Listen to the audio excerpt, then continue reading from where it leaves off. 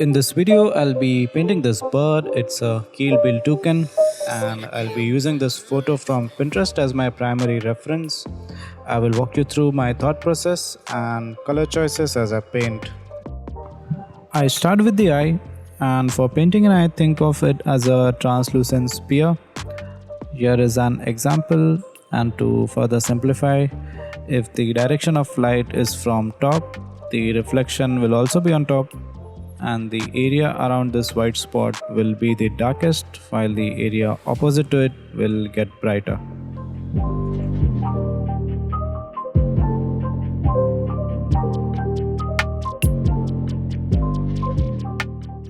Next, I start blocking in the dark areas. I mix my blacks using ultramarine blue and burnt umber. It allows me to make the darks warmer or cooler depending on the ratio of these two colors. And a variation in the darks is much more interesting than just a flat black color.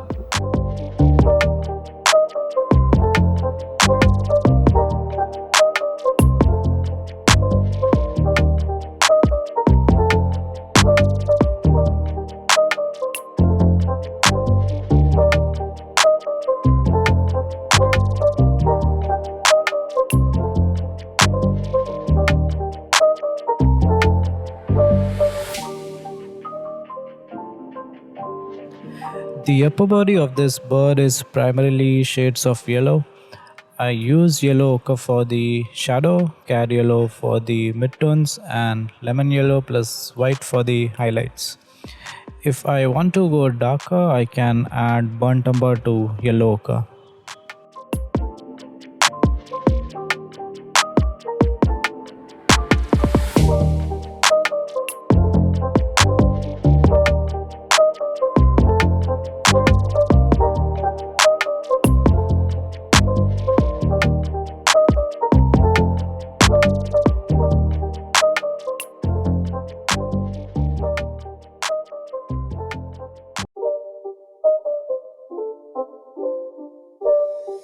It's not a game, it's a rich thing.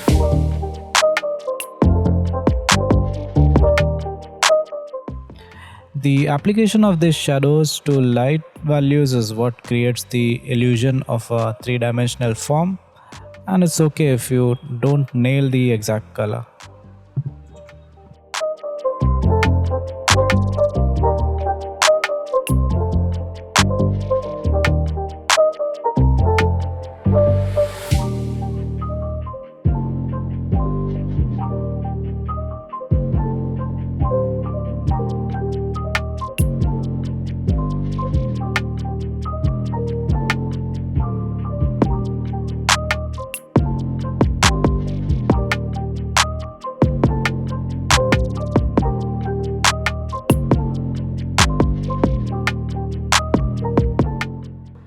For the beak, first I put down the dark outlines and then paint over it with lighter colors.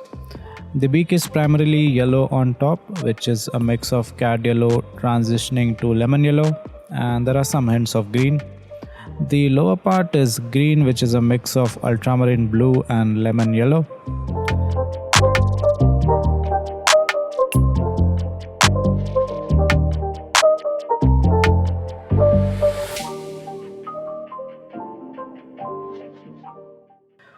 Now, to get the maximum vibrancy, I am trying to keep the brush strokes to a minimum. As more you try to move the paint around, there are chances the paint will get muddy. Although this red patch on the beak was originally orange in the reference, I like the brush mark that has got created, hence I'm going to leave it as is.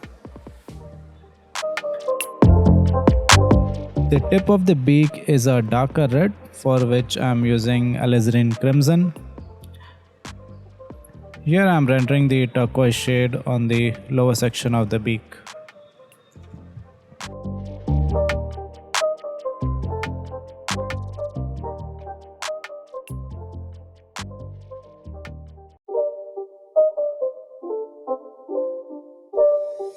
It's not a game, it's a rich thing.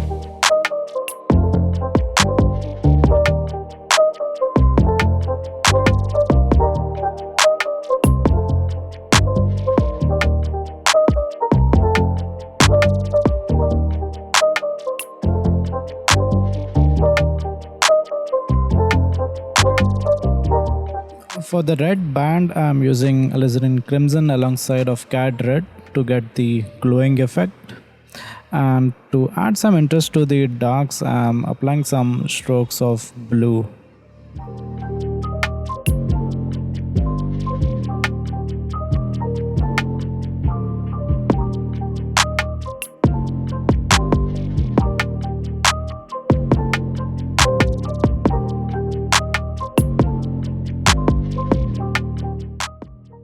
I decided to deviate from the original background in the reference. I believed it was a bit dark and also the green was competing with the Beak's color.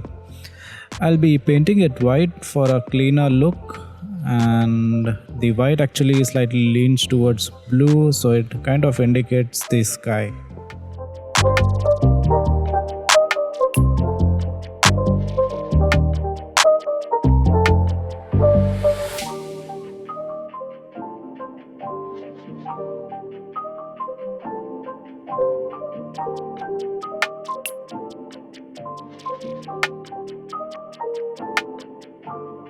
For the branch, I have modified the shape. The original was a bit curvy.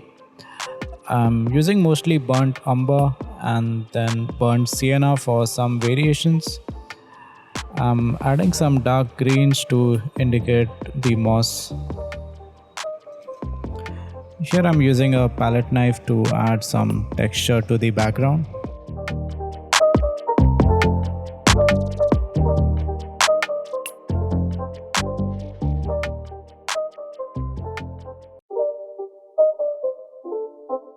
For the branch, it is much easier and also interesting to create textures using a palette knife than using a brush.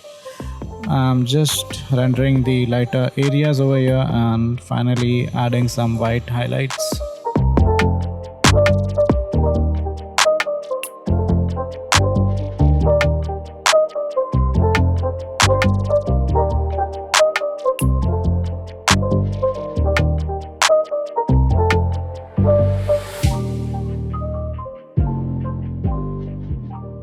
I am in the final stages. I am now painting over the darks to increase the contrast and some finishing touches to complete the painting.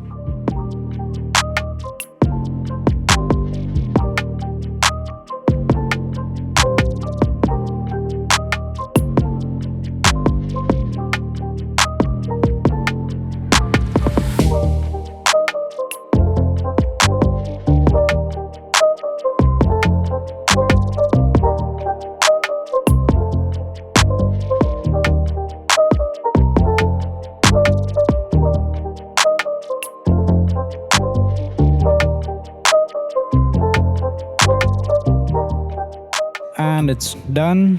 Personally, I like the way it has turned out. Kind of looks modern and clean to me.